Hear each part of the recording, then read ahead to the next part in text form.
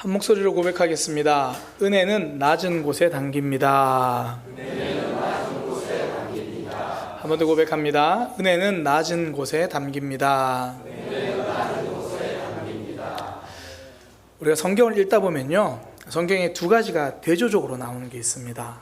예수님의 말씀도 그렇고 딱 대조해 주는 경우가 있는데, 그럴 때는 굉장히 선명하죠. 예를 들어 이렇게 살아라, 이것도 선명하지만 이렇게 살아라, 절대 이런 삶은 아니야, 이렇게 딱 대조해 주면 선명하잖아요. 기도하라, 염려하는 게 아닌 거야, 걱정 대신 기도해야겠구나, 선명해지잖아요. 그런 측면에서 오늘 본문은 굉장히 선명합니다. 예수님이 처음부터 딱 두 사람을 비교하고 대조해서 말씀하시죠. 바리새인이 기도하는 것과 세리가 기도하는 것을 대조해서 말씀하십니다. 그리고 선명히 말씀하세요. 하나는 틀렸고 이게 옳은 거다. 그게 오늘 본문 14절입니다. 오늘 본문 14절에 보면 내가 너희에게 이르노니 저 바리새인은 틀린 거다. 그런데 반면에 세리가 기도하는데 이 사람이 하나님이 의롭다 말씀해 주신다. 선명하게 비교를 해주시는 거죠. 하나는 옳고 하나는 틀린 거다, 그렇게 이야기를 합니다. 그러면서 결론적으로 뒷부분에서 이야기를 하죠. 하나님께서 그러니까 자기를 높이는 자는 낮아지게 될 것이고 자신을 낮추는 자는 오히려 높아지게 될 거다, 그렇게 이야기를 합니다. 성경은요, 지속적으로 교만에 대해서 경계합니다. 이게 단순히 성품적으로 교만한 성품이 나쁜 거야, 겸손한 사람이 좋은 거야, 이런 의미가 아니에요. 성경에서는요, 교만이 곧 하나님을 거절하는 모습으로 나타난다 그래요. 그러니까 이게 신앙적이라는 거죠. 신앙적인 모습. 신명기 8장 14절에 내 마음이 교만하여 내 하나님 여호와를 잊어버릴까 염려하노라. 느헤미야에서도 교만하면 주의 명령을 듣지 않는다는 겁니다. 그러니까 성품 문제가 아니라 신앙 문제라는 거예요. 생명이 하나님께 있잖아요. 그런데 하나님을 거절한다는 건 죽음을 향해 가는 삶이죠. 그래서 성경은요, 교만과 그 모습에 대해서 굉장히 여러 번 반복해서 말씀하십니다. 생명의 하나님, 그분 앞에 설 수 있는 것, 그 낮은 마음, 이게 살 길이죠. 하나님을 받아들이는 것. 우리의 마음 낮아질 때 하나님의 말씀이 들리고요, 그 말씀이 우리에게 남습니다. 물이 그렇잖아요. 물은 낮은 곳에 고여서 남게 돼요. 비가 오고 나면요, 아무리 작아도 웅덩이가 파여 있는 곳은 거기 물이 고여요. 그런데 넓어도 언덕이면요, 아무리 비가 많이 와도 그 언덕에는 물이 남아있지 않습니다. 지금 장마 기간이잖아요. 폭우가 쏟아져도 내 마음에 낮은 마음이 되지 않으면 하나님의 은혜가 고여있지를 못하는 거예요. 그 하나님의 말씀이 내 마음 가운데 담겨있지를 못합니다. 기독교가 전파되는 곳을 보면요, 초창기에는 주로 이 하층민들, 정말 소외되고 가난한 이들이 하나님을 많이 믿었습니다. 이게 딱 이 말씀의 원리랑 참 맞는 게, 소외되고 가난한 이들, 하층민들은 받아들이는 게 익숙한 사람이에요. 그냥 노예들, 종들, 그냥 삶이 수동적일 수밖에 없었거든요. 그런데 하나님은 그들의 삶을 사용하셔서 그 받아들일 수밖에 없었던 삶의 모습이 말씀을 받아들이는 그 영혼의 받아들임으로 하나님이 만들어 주시죠. 그때부터 그들의 삶, 생명이 시작되잖아요. 여전히 내 형편은 노예 처지일지라도 그들의 존재는 하나님의 자녀가 됩니다. 낮아진 마음 가운데 하나님의 일하심이 있는 거죠.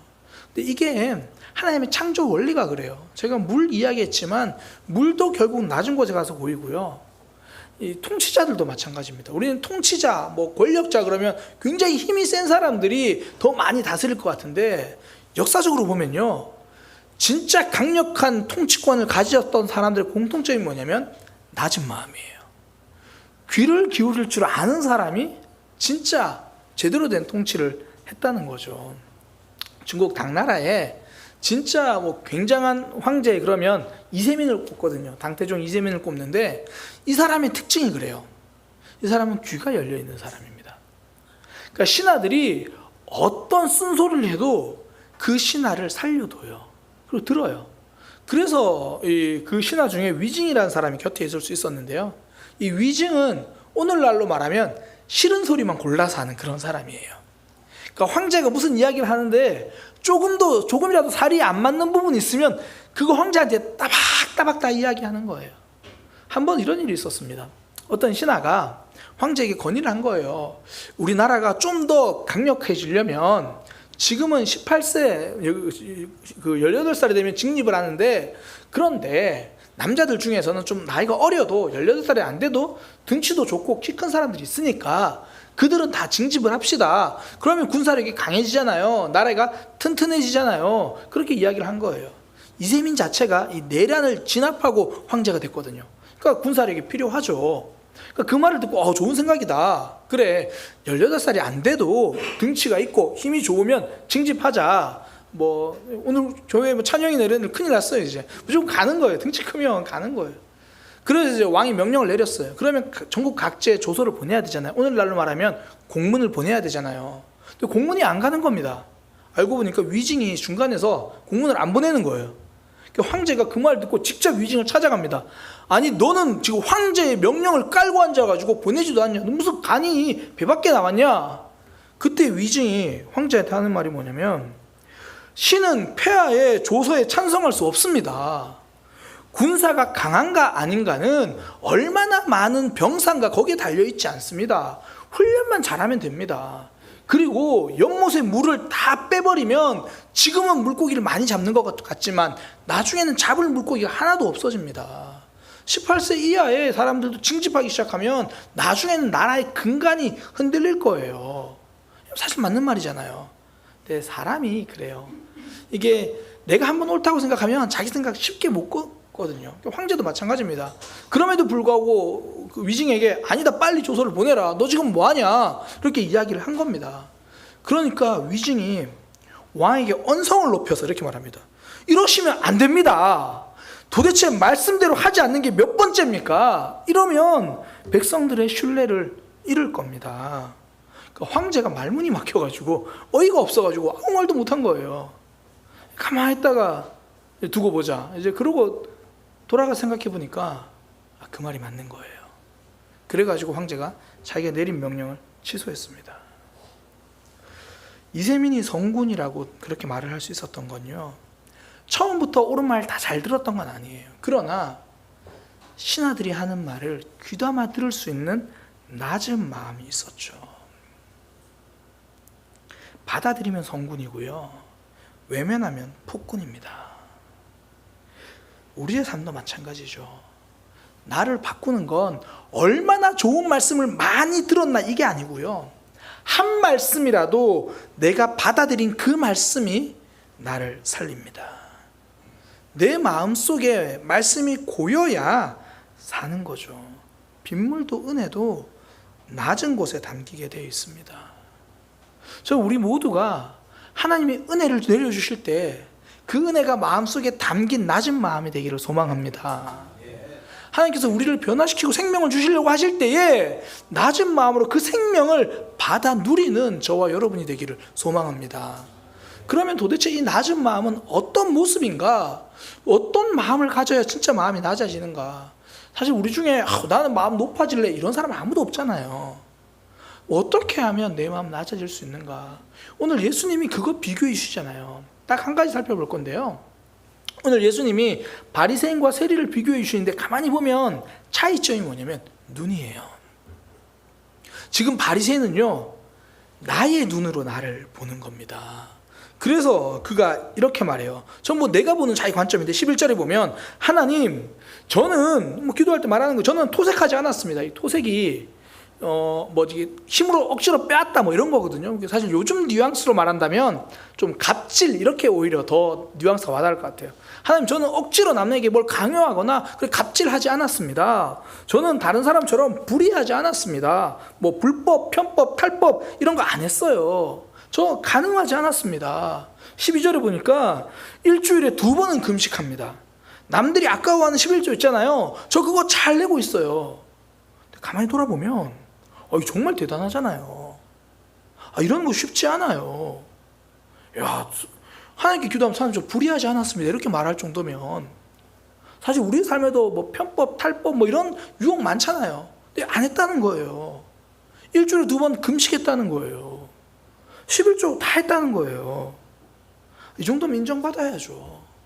박수 쳐줘야죠. 사람의 눈으로 보면 완벽해요. 그런데 예수님은 틀렸다라고 이야기하세요. 왜 그렇습니까? 하나님의 눈으로 볼 때는 어떠한가 이게 더 중요하다는 거죠. 내 눈으로 나를 보면 마음이 높아질 수밖에 없는 거죠. 남의 눈으로 나를 보면 높아질 수밖에 없습니다. 믿음은요, 내가 보는 내 모습이 아니에요.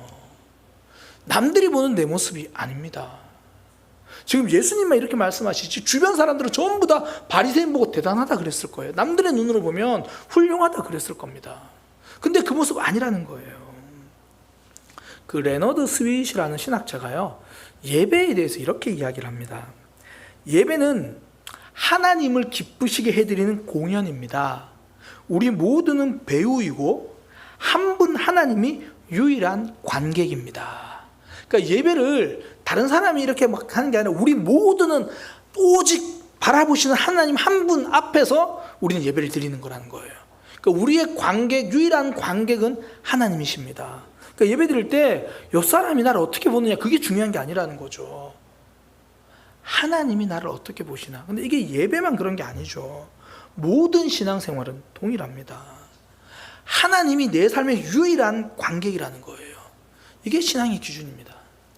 남들이 보면서 아우 그 정도면 훌륭합니다. 거기에 우리의 신앙이 달려있는 게 아니라는 거예요. 내가 보기에 내 형편에 이 정도면 애쓰는 거야. 거기에 달려있는 게 아니라는 거예요.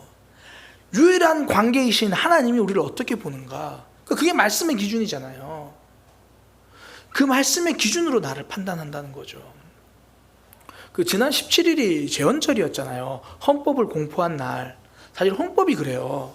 어떤 법률이든지 그게 그 법률이 괜찮은 우리가 채택할 건지 말 건지를 결정하는 기준은요, 내가 보기에 이거 괜찮은데 그거 아닙니다. 헌법에 합치되느냐 아니냐 그걸로 결정해요. 하나님 우리를 보시는 그 관점이 우리 신앙의 헌법입니다. 기독교인의 삶의 헌법입니다. 그러니 하나님이 지금 나를 어떻게 보시나, 내 삶의 유일한 관객이 되시는 그분이 나를 어떻게 보시나. 내가 나를 보면요, 나도 모르게 이 정도면 괜찮다는 마음이 들어요. 어쩔 수 없다는 생각이 들거든요. 난 내 삶의 이유를 아니까. 아우 지금 삶이 힘든데 그래도 교회 나왔고, 형편이 어려운데 그래도 11조 하고 있고, 마음과 상황이 안 좋은데 그래도 여기 나왔으면 난 할 만큼 한 거다. 나를 보면 애쓰고 있는 것처럼 보이고, 나를 보면 할 만큼 하고 선방한 것처럼 보여요.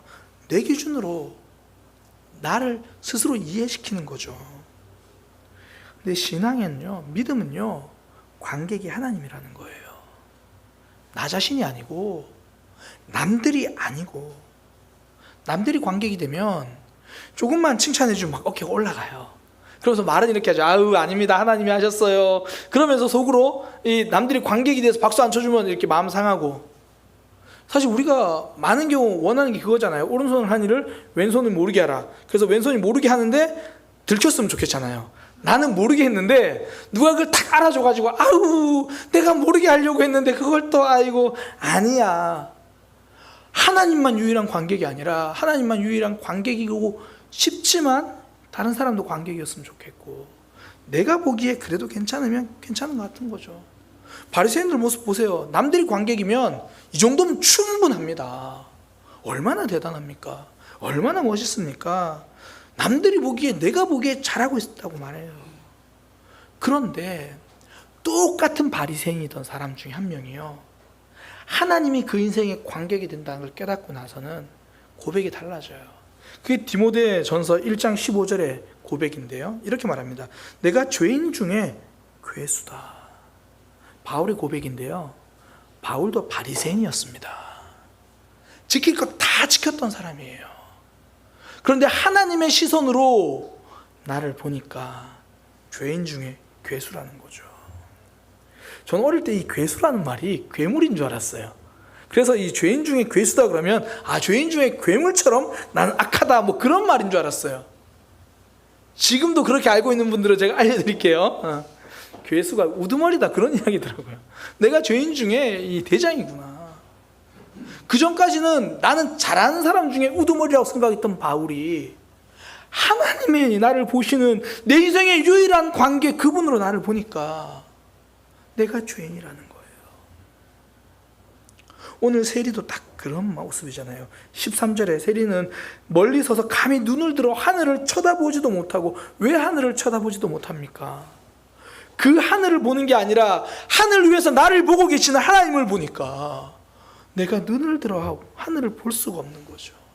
나의 유일한 관객 하나님 생각하니까 눈을 둘 수가 없습니다. 그래서 첫 마디가 불쌍히 여겨주소서. 우리가 찬양할 때 언제 은혜 받습니까?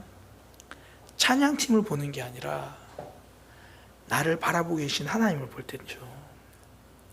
우리가 말씀 들을 때 언제 내 삶에 변화가 생깁니까? 강대상을 볼 때가 아니라 나를 바라보고 말씀하신 그 하나님을 볼 때죠. 나를 바라보신 하나님 앞에 서는 게 낮은 마음입니다. 일상생활에도 동일합니다. 그 하나님이 나를 바라보고 계시고 내 삶에 말씀하고 계신다고 생각을 하면요, 주변 사람들을 대할 때도 달라요. 그전에는 내가 훨씬 말을 많이 했어요. 내가 하고 싶은 말이 많았거든요. 그런데 하나님이 나를 보고 계시고 저 사람을 통해서도 내게 말씀해 주신다는 것을 깨달으면 듣는 사람이 돼요. 이 사람을 통해서 내게 하시는 말씀이 있을 거야. 하나님께 민감하려고 합니다. 왜 찬양 중에도 그런 찬양 있잖아요. 형제의 모습 속에 보이는 하나님 형상 아름다워라. 저 사람 내가 그냥 만난 사람인 줄 알았는데 나를 바라보신 유일한 관계 하나님을 생각하니까 저 사람 통해서도 내게 하시는 말씀이 있구나. 그러니 그 말씀이 때로는 불편해도 그 속에서 내가 받아들여야 할 말씀이 뭔지를 다시 한번 생각하는 거죠. 가끔씩 이제 잊을만 하면 저한테 한 번씩 전화하시는 분이 계세요. 한 6개월, 평균 6개월에 한 번 정도 전화를 하시는 것 같은데, 그러고 나서 뭐 본인이 살아가시는 이야기도 하고, 뭐 기도 제목도 나누는 그 집사님이 계세요. 그분이랑 대화하면 참 은혜가 많이 돼요. 그분은 이제 본인 교회에서 뭐 훈련학교 하고 있으면 그것도 이야기하고, 뭐 이런저런 이야기를 많이 해주세요. 그런데 그분의 대화를 들으면요, 자기 교회 성도들이 그분에게 이제 이야기해 주시는 그 이야기를 하나님 말씀처럼 들어요. 목사님 이번에 누가 저한테 이런 식으로 기도하라고 이야기를 해서 저 그 말 듣고 그대로 한번 해보려고요. 하나님이 내게 주신 방법일 수 있으니까 듣는 거예요. 그 귀가 얇은 것과 달라요. 물론 그분이 귀가 좀 얇긴 해요. 그런데 하나님 앞에서 그런 모습, 그런 의미가 아니라 저 말 속에서도 하나님의 뜻이 있을 수 있다. 그래서 가끔 저한테 기도할 때는 물어보려고 전화할 때가 많아요. 그 교회 담임 목사님께 물어보긴 좀 그러니까 제가 이런 이야기를 들었는데 이게 하나님의 뜻인가요? 아닌가요? 저는 이게 맞는 것 같은데 물어볼 때가 있어요. 그러니까 어떻게든 하나님이 내게, 나를 보고 계시는 그 하나님이 내게 하시는 말씀에 집중하려는 거죠. 내가 보는 나에게만 갇혀 있으면요, 다른 사람의 권면이 다 불편해요. 이게 사정도 모르고 하는 말이거든요. 아니 아침에 출근해서 저녁 늦게까지 오는데 내가 기도할 시간은 어딨냐고. 아니 지금 내 사정을 모르니까 그렇게 이야기하는 거라고. 하나님은 다 알고 말씀하시는데 그걸 사람의 이야기로 들으니까 계속 하는 말씀, 내 사정, 내가, 내 형편이, 내 감정이, 내가 나를 바라보시는 유일한 관객 하나님의 시선 사라지고 내가 나를 바라보는 모습만 남아버리는 거죠. 은혜가 말라가기 시작합니다. 내 심령의 은혜가 말라서 내 영혼이 쩍쩍 갈라지기 시작하는 거예요. 그러다가 하나님의 은혜를 경험할 때가 있는데요, 이런 내 모습을 바라보시는 하나님을 경험할 때입니다. 나는 어쩔 수 없는 모습이라고 그렇게 말하고 있었는데 내 삶의 유일한 관객이신 하나님은 나를 보면서 울고 계신 거예요. 내 삶의 유일한 관객이신 하나님이 야, 너 그 모습 아니다라고 말씀해 주시는 거예요. 그 전까지는 도대체 세상에 왜 이런가 그랬는데 나를 바라보시는 유일한 관객 하나님을 바라보니까 하나님, 제가 도대체 왜 이럴까요? 그 모습으로 달라지는 거죠. 내 눈으로 보지 않고 하나님의 눈으로 보면 생각이 어떻게 달라지는지, 이걸 참 선명하게 설교 말씀으로 보여주신 분이 존 메가더 목사님의 설교인데요. 그분이 9.11 테러 이후에 하신 설교입니다. 제가 이전에도 한번 소개한 적이 있는데, 9.11 테러가 2001년 9월 11일에 일어났잖아요. 근데 이분이 9.11 테러가 있고 바로 그 돌아오는 주일날 9월 16일 날 설교한 그 설교인데요. 그 설교 내용이 이렇습니다. 설교 내용 이제 중간에 보면, 사람들은 묻습니다. 하나님이 왜 이런 일이 일어나게 놔두십니까? 그러나 그 질문은 틀렸습니다. 우리는 이렇게 질문해야 합니다. 왜 나는 아직 살아 있습니까? 내 모습으로 보면 저 사람들이 아픔들이 이해가 안 돼요. 하나님 모습으로 보니까 질문이 달라진다는 거예요. 그러면서 이렇게 말합니다. 사람들은 생명을 자신의 권리로 생각합니다. 운동과 영양 섭취를 잘하면 오래 살 수 있다고 생각합니다. 하지만 사는 것은 우리의 권한이 아닙니다. 생명을 주시는 하나님의 은혜입니다. 사람들은 자신을 보면 난 아직 죽지 않을 거라고 생각해요. 그러니 저렇게 갑자기 죽은 사람의 삶을 이해할 수 없는 미스테리다, 그렇게 이야기하죠. 그런데 존 메가더 목사님은 하나님이 보시기에도 과연 그러한가, 그 질문을 하는 겁니다. 모든 사람이 죄를 범하였음에 하나님의 영광에 이르지 못하더니 죄의 삭은 사망이라고 하나님은 그렇게 말씀하셨는데, 하나님이 지금 너를 보면서 하나님은 무엇라고 말씀하시겠는가? 하나님의 눈으로 보면 이미 모든 사람에게 죽음은 확정된 사실입니다. 그런 하나님의 눈으로 나를 보면 우리의 질문이 달라집니다. 하나님, 저 사람들은 왜 죽었는가가 아니라, 하나님, 그러면 저는 왜 아직 살아있습니까? 오늘 주신 생명은 권리가 아니라 은혜입니다. 오늘 주신 생명은 권리가 아니라 은혜입니다. 이것보다 더 낮아진 마음이 어디 있습니까? 우리가 50, 60, 70, 80 지금 내가 살아가고 있다는 것이 은혜인데, 도대체 나는 지금 어디를 보고 있는가? 사실 우리가 돌아보면요, 아마 저는 대부분의 성도님들 그러실 거라고 생각하는데, 우리 삶 돌아보면 한 번쯤은 다 죽을 위기가 있었습니다.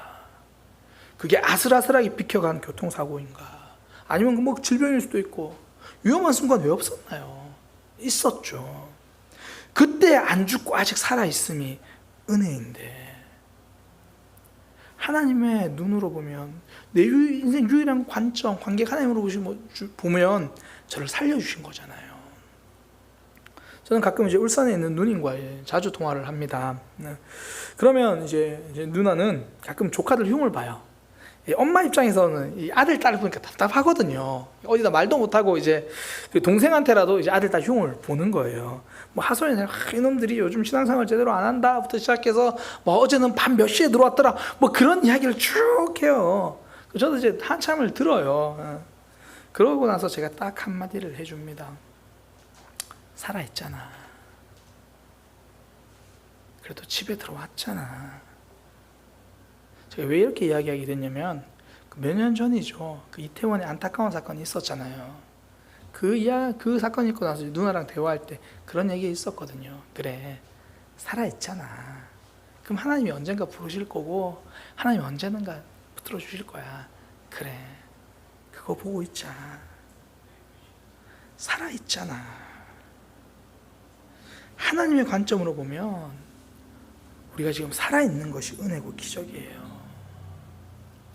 내가 살아있는데 반찬이 한 가지면 어떻고, 김치가 달면 힘든데 김치가 좀 달면 어떻고, 하나님이 아직 나를 살려주셨는데, 나의 관점으로 보면 불편한 거 투성이고, 나는 문제가 없는데 다 주변 때문에 그런 것 같은데, 하나님의 관점으로 보면 이런 내가 살아있는 게 은혜예요. 하나님의 관점으로 보면 지금 내 삶에 무엇을 수정해야 하는지 그게 보이는 거죠. 존 메가더 목사님은 그 설교를 이렇게 마무리하셨습니다. 우리는 모두 죽습니다. 이제 파티와 게임은 그만하면 됐습니다. 회개하고 하나님을 부르십시오. 설교자들은 연기나 심리학적 메시지, 웃긴 이야기, 잡담을 이제 그만 그치고 생명과 죽음을 선포해야 합니다. 지옥에 떨어질 사람들을 구하고 죽어가는 사람들을 보살펴야 합니다. 이제 파티와 게임은 그만하면 됐다라는 거예요. 그전에는 내 눈으로 보니까 지금 내 삶의 즐거움을 빼앗긴 것이 큰 문제라고 생각했어요. 파티와 게임을 좀 더 즐길 여유가 없는 내 삶이 문제라고 생각했습니다. 저 사람이 나를 힘들게 하니까 지금 내 삶이 파티가 아니야. 지금 내 삶이 즐겁지가 않아. 그런데 하나님이 나를 보니까 즐거움이 없는 것이 아픔이 아니라 내게 거룩이 없는 것이 아픔임을 깨닫는 겁니다. 세리의 기도가 그거죠. 하나님, 저 살려주세요. 저는 죄인입니다. 풍성한 삶 그건 둘째치고 나를 불쌍히 여겨주세요. 우리 인생의 유일한 관객인 하나님의 눈으로 우리를 보면 높아질 수가 없죠. 오직 하나님이 필요하다고 고백할 수밖에 없는 거예요. 결국 낮은 마음은요, 내 인생의 유일한 관객이신 하나님의 눈으로 나를 보는 거고, 나도 이제 그 하나님을 바라보는 거예요. 그게 낮은 마음입니다.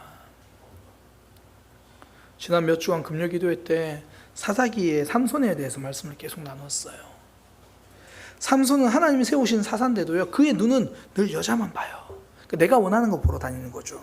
내가 갖고 싶은 거, 내가 이루고 싶은 거, 그것만 보고 살아요. 그러다가 힘을 다 잃고 두 눈이 뽑히고 나서야 그제야 삼손은 하나님을 봅니다. 아니, 하나님만 봅니다. 하나님 도와주세요. 하나님 응답해 주세요. 낮은 마음이죠. 심지어 이렇게 말합니다. 하나님, 제가 죽어도 좋으니까 마지막으로 응답해 주세요. 그렇게 낮아진 마음에 하나님의 은혜가 임합니다. 하나님의 회복이 임합니다. 하나님이 그를 하나님의 백성으로 그 마지막을 마무리하게 해주십니다. 우리의 믿음의 여정을 보면요, 누구나 한 번쯤은 삼손 같은 경험을 해요. 자신이 의지하던 눈이 뽑히는 경험이 있어요. 베드로 보세요. 자신의 결단을 의지했잖아요. 다른 사람은 몰라도 저는 예수님 부인하지 않습니다. 저는 제가 목숨을 버릴지언정 예수님 떠나지 않습니다. 그렇게 자신의 결단, 자기 자신을 의지했던 그가 그 자신감이 뽑히잖아요. 예수님을 3번 부인하고 나서는 더 이상 뜨거운 마음, 대단한 결단을 내세우지 못합니다. 그냥 나를 찾아오신 예수님만 보는 거예요. 그냥 그 은혜가 감사한 거예요. 모세도 이집트 왕족 신분으로 있을 때는 자신의 열정으로 뭔가 해보려고 했거든요. 그러나 하나님이 그를 쓰실 때는 광야에서 그 열정을 다 뽑아버려 내신 다음에 그를 부르십니다. 그러니 모세의 고백은, 하나님, 저 못합니다. 하나님, 저 안 됩니다. 전 하나님 아니면 아무것도 못합니다. 내 열정으로 한 일은요, 지나고 나면 아픔만 남아요. 아니면 교만만 남거나. 그래서 하나님은 내가 아무것도 할 수 없는 사람이구나, 이걸 깨달을 수 있는 순간을, 그 상황을 허락하십니다. 다윗의 삶도 가만히 묵상해 보면요, 골리앗을 물리쳤을 때 왕으로 삼으신 게 아니에요.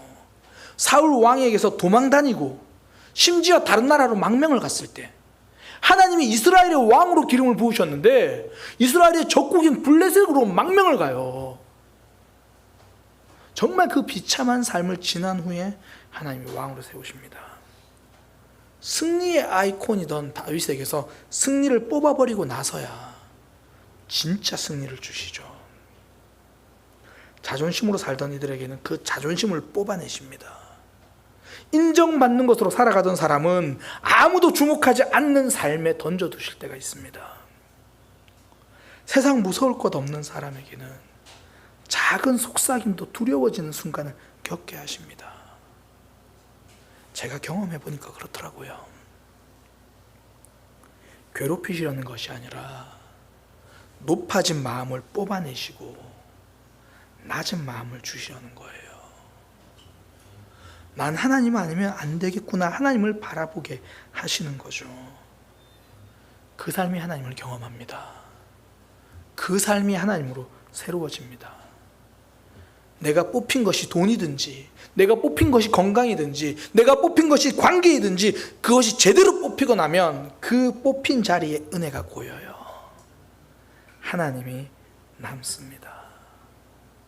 오늘 본문의 바리새인 그 기도에는 내가 보고 있는 내 모습만 가득해요. 그러니 나는 이 정도면 괜찮은 사람이다. 남들이 보기에 그래, 그 정도면 괜찮은 거다. 그런데 세리는요, 유일한 관계이신 하나님이 나를 어떻게 보고 계시나, 그거 생각하니까 살려달라는 말밖에 안 나오는 거죠. 저는 죄인입니다. 그때 하나님이 의롭다고 하십니다. 그때 하나님이 은혜 주시고요, 새롭게 하십니다.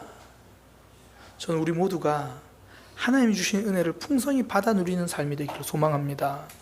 생명력 있게 살아야죠. 새로운 삶으로 나아가야죠. 오늘 하나님이 우리에게 그 얘기 하시는 거예요. 낮은 마음 필요하다. 네가 네 삶을 어떻게 보는지보다 더 중요한 것, 내가 너를 어떻게 보는지다. 우리 인생의 유일한 관객인 하나님이 나를 어떻게 바라보고 계신지, 우리가 그 하나님 앞에 정직하게 서서 하나님만 구할 수 있는 저와 여러분이 되기를 소망합니다.